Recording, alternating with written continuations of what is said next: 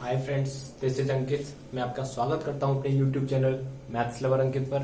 तो आज हम एक और नई वीडियो के साथ वापस आ चुके हैं, जिसमें हम सेट चैप्टर का एक्सरसाइज 1.1 डिस्कस करने वाले हैं। हमने इससे जो प्रीवियस लेक्चर था उसमें हमने थोड़ा सा सेट के बारे में और representation form of A set के बारे में थोड़ा सा हमने इंट्रोडक्शन लिया था। हमने बोला था कि इसके बाद हम एक्सरसाइज डिस्कस करेंगे, that is exercise 1.1 class 11th math NCERT exercise 1.1 को डिस्कस करने वाले हैं। ये उसका पहला क्वेश्चन है। क्वेश्चन आपसे ये कह रहा है कि इनमें से कौन कौन से आपके सेट होंगे और कौन कौन से सेट नहीं होंगे, ये आपको आइडेंटिफाई करना है। तो सबसे पहले हमें सेट की डेफिनेशन पता होनी चाहिए कि what do you mean by a set. अगर हमें डेफिनेशन क्लियर होगी तभी हम इन सबको आइडेंटिफाई करेंगे कि whether the are set or not, whether the given collections are set or not. तो उसके लिए हमें सेट की डेफिनेशन आनी चाहिए। मैंने लास्ट लेक्चर में बताई थी, मैं फिर भी बताने वाला हूं कि a set is a well defined collection of objects. अब यहां पर वेल डिफाइंड का क्या मतलब है? वेल डिफाइंड का क्या मतलब है? देखो, वेल डिफाइंड का सीधा सा मतलब जिसको हम अच्छे से डिफाइन कर सकें वही आपका वेल डिफाइन होता है। लेकिन यहां पर उतने से काम नहीं बनेगा। इन क्वेश्चन को सॉल्व करने के लिए वेल डिफाइन, अच्छे से डिफाइन, उतने से काम नहीं बनेगा। वेल डिफाइन का सीधा सा मतलब यहां पर मैं आपको बताता हूं। जैसे कि collection of all month of a year beginning with letter J. उन मंथ का कलेक्शन जो कि जिनकी नाम राशि, जिनका नामकरण जे लेटर से स्टार्ट होता है। तो यदि मैं इसको लिखना चाहूंगा तो क्या लिखूंगा मैं? दिस इज इक्वल टू जनवरी। जनवरी हो जाएगा आपका। जनवरी के बाद आपका फरवरी, मार्च, अप्रैल, मई, जून। उसके बाद आपका आएगा क्या? जून। उसके बाद आपका आएगा जुलाई। और कोई है क्या जो कि जे से स्टार्ट हो? नहीं है। तो वेल डिफाइन का क्या मतलब है? यदि मैंने बोला कि collection of all month of a year beginning with the letter J, मैंने ये क्वेश्चन आपको दिया और यही क्वेश्चन मैंने किसी दूसरे बच्चे को दिया, तो जाहिर सी बात है आप भी इस कलेक्शन को इस तरह से लिखोगे और जो दूसरे वाला बंदा है वो भी इस कलेक्शन को इसी तरीके से लिखेगा। मतलब कि हर एक बच्चे का, हर एक पर्सन का पॉइंट ऑफ व्यू क्या है इस क्वेश्चन को लेके सेम है। इसी को हम क्या कहते हैं? Well defined. क्या कोई बंदा इसको ऐसे लिख देगा कि जनवरी नहीं? इसमें यदि कोई आपसे पूछे कि ये क्या collection of all month of a year beginning with letter J है, आप कहोगे हाँ जी है। लेकिन क्या कोई बंदा ये कहेगा नहीं इसमें अप्रैल भी आएगा? कोई कह सकता है क्या? कोई मूर्ख ही होगा जो ऐसा कहेगा। तो भाई ये आपका क्या है? वेल डिफाइंड का मतलब समझ में आया कि हर एक पर्सन के पॉइंट ऑफ व्यू से जो कलेक्शन है, जो सेट बनकर आए, वो क्या है? सेम आना चाहिए। तो ये क्या ये आपका सेट होना चाहिए कि नहीं? सेट है या नहीं? मैं इसको आपसे पूछूं, आप भी इसका आंसर यही दोगे कि हाँ, इसका जो सेट बनेगा वो जनवरी, जून और जुलाई बनेगा। इसमें केवल और केवल 3 ही एलिमेंट आएंगे। तो ये आपका पहला क्या है? आपका सेट है। यहां पर लिख देते हैं this is your set, this is your set. हाँ जी, ये पहला जो है सेट है, या फिर एक टिक मार देते हैं कि ये आपका पहला वाला जो है सेट है। अब second question, collection of most 10 talented writers of India. अब सपोज करो, क्या आप मोस्ट टैलेंटेड को डिफाइन कर सकते हो? कुछ डेफिनेशन है मोस्ट टैलेंटेड की? कोई डेफिनेशन आपने पढ़ी हो कि most talented is defined as this something something? कुछ भी मोस्ट टैलेंटेड की कोई डेफिनेशन नहीं होती। यदि मैं ये बोलता हूं, मैंने सपोज करो एक बच्चे से ये बोला कि collection of most 10 talented writers of India, उसने बताया मुंशी प्रेमचंद, उसने बताया और कुछ भी, मतलब कि ऐसे उसने 2-3 नाम बताए। लेकिन ये जरूरी नहीं है कि जो उसने सेट बनाया है इस कलेक्शन जो पहले वाले बच्चे ने सेट बनाया है वही दूसरे वाला बनाए। वो कुछ और भी तो लिख सकता है। वो किसी फीमेल राइटर का नाम लिख देगा। सपोज करो इसने मेल राइटर्स का नाम लिखा, उसने फीमेल राइटर्स का नाम लिख दिया। तो भाई एक बात बताओ, एक कलेक्शन है और दो सेट बन रहे हैं, तो ऐसा पॉसिबल है? नहीं है। यही तो सेट होता है कि सेट जो है हर एक पर्सन के पॉइंट ऑफ व्यू से एक ही बन के आना चाहिए। उसी को हम वेल डिफाइन बोलते हैं। तो collection of most 10 talented writers of India ये नहीं होगा आपका सेट। ये सेट क्यों नहीं है? क्योंकि मैंने इसको बोला, सपोज करो इसने सारी की सारी फीमेल राइटर्स का नाम लिख दिया, सपोज करो किसी दूसरे बंदे ने सारे के सारे मेल राइटर्स का नाम लिख दिया, तो भाई हर एक के पॉइंट ऑफ व्यू से अलग अलग सेट बन के आएगा। तो भाई ये वेल डिफाइन कहाँ हुआ? ये तो वेल डिफाइन हुआ ही नहीं। तो this is not a set, this is not a set. Now a team of 11 best cricket batsman of the world, इसमें भी क्या है, मतलब एक तरह से आप ये समझ सकते हो जहां पर बहस होना शुरू हो जाए, जहां पर बहस आर्गुमेंट हो, नेताजी यहां पर बैठ जाएं, वहां पर सेट तो मुश्किल ही बनेगा।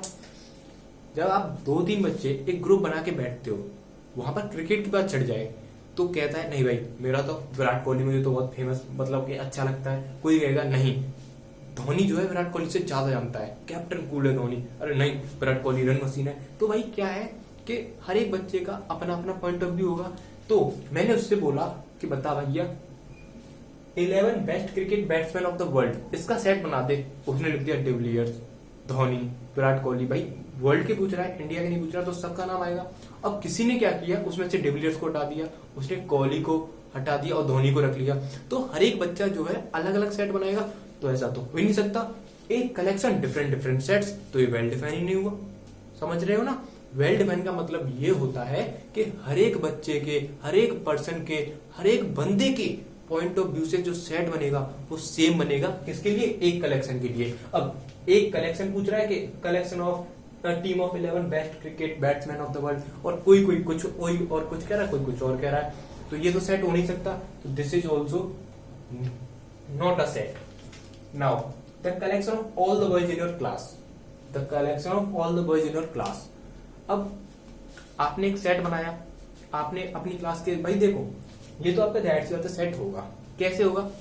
आपने अपने बॉयज जो है आपकी क्लास के, आपने उनका सेट बनाया, आपने उसको दूसरे बच्चे से बोला कि भैया हमारी क्लास में जितने भी बॉयज हैं उनका सेट बना दो, तो वो भी वही बनाएगा जो आपने बनाया है, क्योंकि उसे भी पता है कि हमारी क्लास में ये पढ़ता है, आपको भी पता है हमारी क्लास में ये पढ़ता है। ऐसा तो यानी कि कोई बंदा किसी दूसरी क्लास के बच्चे का नाम अपनी क्लास के बॉयज की लिस्ट में रख दे, ऐसा तो होगा नहीं। तो ये भी आपका सेट होगा। The collection of all natural numbers less then और इक्वल लेस देन 100, तो ये भी जाहिर सी बात है, जो मैं आपसे बोलूंगा वही मैं दूसरे से बोलूंगा, दोनों का जो रिजल्ट आएगा, जो कलेक्शन बनाएंगे दोनों, वो सेम आएगा। क्या आएगा? 1 से लेकर 99 तक वो नंबर्स लिखेंगे, वही क्या हो जाएगा? Collection of all natural numbers less than 100। ये भी आपका सेट है या नहीं? Now collection of novels written by the writer Munshi Premchand. तो मुंशी प्रेमचंद ने जितने भी नोवेल्स जो लिखे हैं वो सब काउंटेबल नोवेल्स हैं, आप उनको काउंट कर सकते हो। किसी से भी पूछ लो, गूगल पे सर्च कर लेना, सारे के सारे नोवेल्स आ जाएंगे। तो भैया सब बच्चे उनके नोवेल्स का नाम ही लिखेंगे। ऐसा तो है नहीं कि किसी ने मुंशी प्रेमचंद की जगह किसी अदर राइटर का नाम लिख दिया, अदर राइटर के लेटर नोवेल्स का नाम लिख दिया, तो ऐसा तो होगा नहीं। तो this is also a set. तो नेक्स्ट बढ़ते हैं। नेक्स्ट क्वेश्चन क्या है आपका? तो इतना समझ में आया, इतना समझ में आया। नेक्स्ट क्वेश्चन, तो नेक्स्ट क्वेश्चन आपको दिख रहा होगा। नेक्स्ट क्वेश्चन नहीं, वो फर्स्ट क्वेश्चन का ही 3 पार्ट रह गए थे, तो उनको भी हम देखते हैं। तो अब 7th वाला पार्ट क्या कह रहा है कि the collection of all even integers, the collection of all even integers, तो क्या होंगे? आपका 2 होगा। Collection of all even integers, even integers बोला है तो भैया आपके इधर से स्टार्ट होंगे। 1 मिनट रुकना, 1 मिनट रुक जाओ बस, 2 मिनट। अरे यार कहीं से ततैया आ गई थी, अभी खा जाती ना मुझे, तो मुझे सो जा देती ऐसा मोटा, तो यहाँ पे खा जाती यहीं पे। तो हम क्या कह रहे थे? Collection of all even integers, even integers का कलेक्शन। तो भाई ये कहां से स्टार्ट होगा? इन्फिनिटी से स्टार्ट होगा। माइनस आपका 4 है, -2 है, और आपका 2 है, आपका 4 है, आपका 6 है, एंड सो ऑन। ये क्या है आपका? Collection of all even integers. अब उसने बोला इंटीजर्स, तो इंटीजर्स आपके पॉजिटिव भी होते हैं, नेगेटिव भी होते हैं। तो और उसने बोला इवन, तो 2 4 6 भी आएंगे और -2 4 6 भी आएंगे। तो अब एक बात बताइए, क्या ये कलेक्शन होगा? क्या ये कलेक्शन सेट होगा? हाँ होगा, क्योंकि आप किसी से भी पूछ लो, किसी से भी कुछ भी इस क्वेश्चन को दोगे तो वो इसका सेट यही बनेगा। हर एक के पॉइंट ऑफ व्यू से जो इसका जो सेट बन के आएगा वो यही आएगा। आप 100% श्योर हो गए कि इसका सेट यही बनेगा, यही वेल डिफाइन होता है। किसी भी बंदे से पूछो, ये बोलेगा this is the collection of all even integers. ऐसा नहीं कि नहीं इसमें 6 नहीं आएगा, ये इवन इंटीजर नहीं होता, ऐसा कौन कहेगा? कोई नहीं, जिसको नॉलेज नहीं होगी वो बोलेगा। अंडरस्टूड है? नाउ कलेक्शन ऑफ, तो ये आपका सेट हुआ, आपका सेट हुआ ये। अब collection of all questions in this chapter, जो हम सेट चैप्टर पढ़ रहे हैं, इसमें कितने क्वेश्चंस हैं उनका भी आप कलेक्शन बना सकते हो, उसको डिफाइन कर सकते हो। हर एक बंदा डिफाइन करेगा, सेट चैप्टर दे देना किसी बंदे को, वो क्या है उतने ही क्वेश्चन बताएगा जितने उसमें प्रेजेंट है। तो हर एक के पॉइंट ऑफ व्यू से इसका भी सबका आंसर जो आएगा सेम आएगा। Now a collection of most dangerous elements of the world. अब एक बात बताइए, मोस्ट डेंजरस एनिमल्स का क्या मतलब है? मोस्ट डेंजरस एनिमल्स, भाई सपोज करो मैं हूं, मुझे भाई शेर से डर नहीं लगता, लेकिन किसी बंदे को शेर से डर लगता है, तो उसने क्या किया, उसने अपने सेट में शेर का नाम ऐड कर लिया, टाइगर का नाम ऐड कर लिया जो चीता होता है, और किसी ने भाई साहब वॉल्फ भेड़िए का नाम ऐड कर लिया, और किसी ने शेर का नाम हटा दिया, भेड़िए का नाम ऐड कर लिया। तो क्या है ना, डिफरेंट डिफरेंट वेराइटी जाएंगी केवल और केवल किसमें? Collection of most dangerous animals of the world.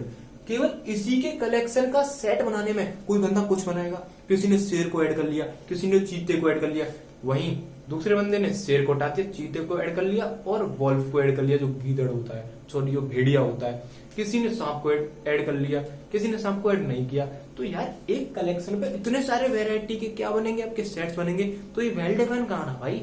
Well define का मतलब यही होता है कि हर एक पॉइंट ऑफ व्यू से सेम आना चाहिए, केवल आपको इतना ही याद रखना है, कोई कंफ्यूजन नहीं होगा। तो ये भी आपका सेट नहीं है, तो ये भी आपका सेट नहीं है। तो चल बढ़ते हैं नेक्स्ट क्वेश्चन की तरफ।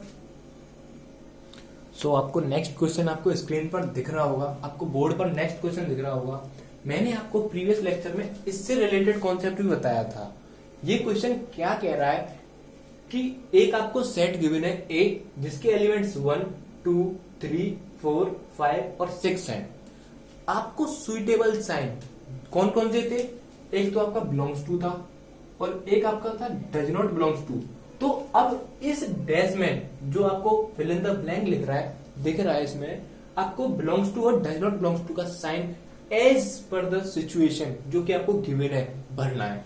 मैंने बोला था बिलोंग्स टू का साइन तब आता है जब आपका एलिमेंट किसी सेट को बिलोंग करता है, और डज नॉट बिलोंग टू का साइन तब आता है जब आपको एलिमेंट किसी सेट पर्टिकुलर सेट से बिलोंग नहीं करता है। जैसे कि 5 आपका सेट ए को बिलोंग करता है तो बिलोंग्स टू आएगा, 8 आपका सेट ए को बिलोंग्स नहीं करता है तो डज नॉट बिलोंग्स टू, 0 भी आपका डज नॉट बिलोंग्स टू आएगा, 4 आपका बिलोंग्स टू आएगा, 2 आपका बिलोंग्स टू आएगा, और 10 आपको इस सेट में कहीं दिख रहा है? नहीं दिख रहा, तो डज नॉट बिलोंग्स टू। तो ये क्वेश्चन भी आपको समझ में आया होगा। 2 साइन होते हैं, बिलोंग्स टू और does not belongs to. Belongs to का हम यूज कब करते हैं? बिलोंग्स टू का यूज हम तब करते हैं जब हम किसी एलिमेंट को किसी सेट में दिखाना होता है, और डज नॉट बिलोंग्स टू का तब करते हैं जब हमें, जैसे इस सेट में 0 नहीं है तो 0 does not belongs to this set होगा। तो नेक्स्ट क्वेश्चन और देखते हैं। इतना आपको समझ में आया? यदि वीडियो अच्छी लग रही हो तो भाई लाइक करना यार, चैनल को सब्सक्राइब करना। नाउ नेक्स्ट क्वेश्चन क्या कह रहा है कि आपको रोस्टर फॉर्म दिया है, लेकिन मैं आपको पहले एक बार थोड़ी सी रिवाइज करा देता हूं कि पिछले लेक्चर में हमने बोला था कि सेट को रिप्रेजेंट करने की 2 फॉर्म्स होती हैं, set builder form and roster form.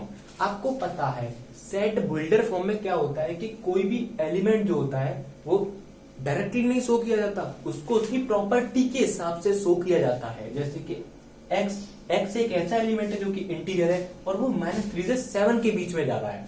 Same x is a natural number less than आपका 6 है, x is a 2 digit number such that the sum of its digit is 8। तो यहाँ पर ये इस टाइप से है। अब ये आपका सेट बिल्डर फॉर्म है, सेट बिल्डर फॉर्म से आपको किस फॉर्म में जाना है? रोस्टर फॉर्म में जाना है। तो रोस्टर फॉर्म में देखते हैं। देखो रोस्टर फॉर्म में करने के लिए आपको क्या करना पड़ेगा? x is an integer. अब इंटीजर तो है भाई, इंटीजर तो बहुत सारे हैं। अब -3 से 7 के बीच में यहाँ पर इक्वलिटी होती ऐसे तो हमें -3 भी लिखना पड़ता, लेकिन इक्वलिटी नहीं है, इसीलिए -2 से स्टार्ट होगा, -1 आएगा, 0 आएगा, 1 आएगा, 2 आएगा, 3 आएगा, 4 आएगा, 5 आएगा और आपका 6 आएगा। तो this is the roster form and this is the set builder form and this is the roster form, ये जो नीचे वाला है। तो यही आपसे पूछा गया था। Now x is a natural number less then 6, तो इसको भी बना देते हैं। x is a natural number 1 है, 2 है, 3 है, 4 है, 5 है। लेकिन अब एक बात बताइए कि उसने बोला लेस देन 6, क्या इसमें 6 इंक्लूड होगा? नहीं होगा। यदि उसने बोला होता लेस देन और इक्वल टू 6, उसने यदि बोला होता लेस देन और इक्वल टू 6, तो हम इंक्लूड करते, इसलिए इसमें 6 इंक्लूड नहीं होगा। Now x is a 2-digit natural number such that its sum of its digits is 8। तो इसको कैसे लिखोगे आप? दिस इज इक्वल टू, अब 2-digit नेचुरल नंबर जिसका सम 8 होता है, तो नेचुरल नंबर आपका 1 से स्टार्ट होता है, तो हमने 1 लिखा, लेकिन हमें चाहिए 2 डिजिट, तो 1 के साथ यदि मैं 7 लिख दूं तो दोनों का सम 8 होगा कि नहीं होगा?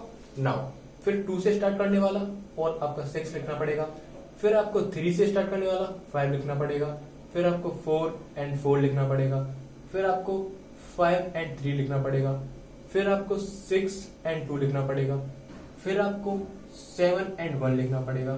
कोई और भी हो सकता है क्या? नहीं हो सकता। तो this is your third question.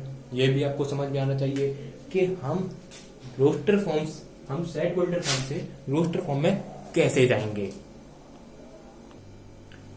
तो थर्ड क्वेश्चन के हमने 3 पार्ट कवर कर चुके हैं, अब ये आपके 3 पार्ट और रह गए हैं। इसमें क्या कह रहा है कि डी एक ऐसा सेट है जो कि किस फॉर्म में दे रखा है? सेट बिल्डर फॉर्म में दे रखा है। इसको हमें किस में कन्वर्ट करना है? इसको हमें रोस्टर फॉर्म में कन्वर्ट करना है। अब रोस्टर फॉर्म में कन्वर्ट करने के लिए हमें एलिमेंट की प्रॉपर्टी, एलिमेंट के बिहेवियर के बारे में पता होना चाहिए। तो x is a prime number which is divisor of 60, मतलब कि x एक ऐसा एलिमेंट है जो कि प्राइम नंबर के साथ साथ 60 का डिवाइजर भी है। जैसे कि आपका 2 एक प्राइम नंबर है, 60 का डिवाइजर भी है, 3 एक प्राइम नंबर है, 60 का डिवाइजर भी है, 5 एक प्राइम नंबर है और 60 का डिवाइजर भी है। फिर आता है आपका 7 नहीं है, 9 तो बिल्कुल भी नहीं होता प्राइम नंबर, 11 नहीं होता, 12 आपका 60 का डिवाइजर तो है लेकिन प्राइम नंबर नहीं है, 13 तो आपका होता ही नहीं है क्योंकि 13 का डिवाइड 60 में पूरा जाता नहीं है, प्राइम नंबर तो है लेकिन डिवाइड नहीं आता। ऐसे ही आप करते जाओगे, 14 आएगा नहीं है, 15 आएगा नहीं है, 16 आएगा नहीं है, 17 आएगा नहीं है, 18 आएगा नहीं है। ऐसे आपको चेक करना है और सारे के सारे प्राइम नंबर्स को लिखना है और एट लास्ट में आपका एक 60 आपका प्राइम नंबर नहीं है, तो यहाँ पर आपको 60 तक प्राइम नंबर्स लिखने हैं। कैसे चेक करना है? सबसे पहले जैसे कि हमने देखा 2 एक प्राइम नंबर है आपका, लेकिन साथ में ये भी चेक करना है कि 2 जो है आपका 60 का डिवाइजर है या नहीं है। तो है, क्योंकि 2 का डिवाइड 60 में पूरा जाता है। उसके बाद 3 चेक किया, 5 चेक किया, नेक्स्ट 7 चेक करेंगे, फिर 9, फिर 11, फिर 13, फिर 17, फिर 19, फिर 23, फिर ऐसे करते करते 60 तक जाएंगे। उसके बाद आप यहाँ पर आपको लिखने हैं। अंडरस्टूड है? कर लोगे इसको? Now the set of all the integers, the set of all the letters in the word trigonometry. Trigonometry जिन वर्ड से लेटर से मिलकर बना है, ये जो ट्रिग्नोमेट्री वर्ड है जिन लेटर्स से मिलकर बना है वो सारे लेटर्स आपको एक सेट में लिखने हैं। जैसे कि आपका T है, R है, I है, G है, O है और N है। T हो गया, R हो गया, I हो गया, G हो गया, N हो गया, O हो गया, N हो गया। अब आता है आपका M, E है और आपका R हो चुका है आपका, लास्ट आता है आपका Y। ये आपका सेट बन गया इसका। अब कुछ बच्चे कह रहे होंगे कि सर इसमें तो T 2 बार ही आया है, तो सेट में एक एलिमेंट एक ही बार लिखा जाता है, 2 बार नहीं लिखा जाता है। अंडरस्टूड है? नाउ सिमिलरली आप इसको कर लोगे। इसमें क्या है, एक सेट बनाना है जो कि वर्ड बी बेटर से मिलकर बनेगा, तो B, E, T और R। तो आज के लेक्चर में इतना ही। यदि वीडियो आपको अच्छी लगी हो तो भाई लाइक करना, चैनल को सब्सक्राइब भी करना और वीडियो को ज्यादा से ज्यादा शेयर करना। आज की वीडियो में इतना ही। बाकी हम नेक्स्ट वीडियो में देखते हैं इसका नेक्स्ट पार्ट। 3 क्वेश्चन आज की वीडियो में डिस्कस कर लिए हैं, बाकी हम नेक्स्ट वीडियो में देखेंगे। Thank you.